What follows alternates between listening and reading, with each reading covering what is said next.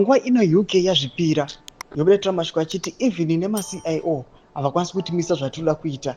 Panguva ino patikuona kuti vachiita a countdown vachiti kwasara 6 days kuti the Flay Summit iitiwe.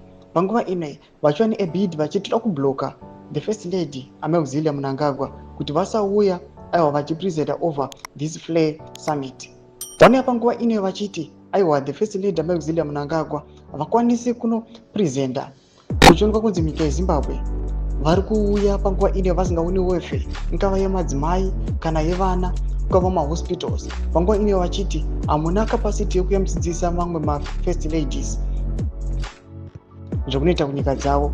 MuZimbabwe muchizvikunda unoti wasubscribe like on the bell yako tobina vanapa paZHRO yendo vanobuda nyora vachiti 6 days to go, we are in countdown phase.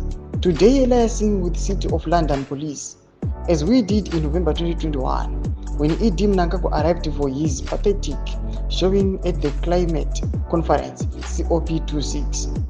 We will not be moved. This is the UK, not Zimbabwe, and any CIOs cannot act with impunity. You will be arrested and deported.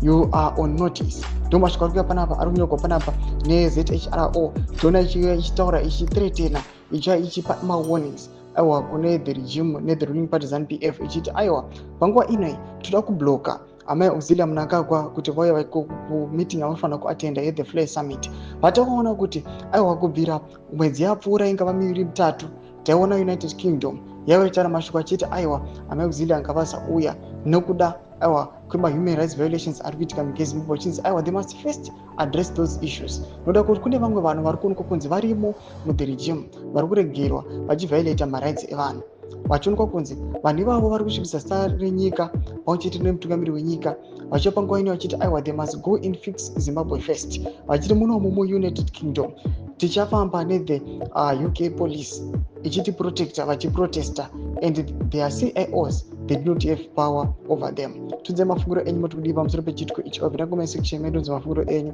So subscribe or like, hit on the bell icon.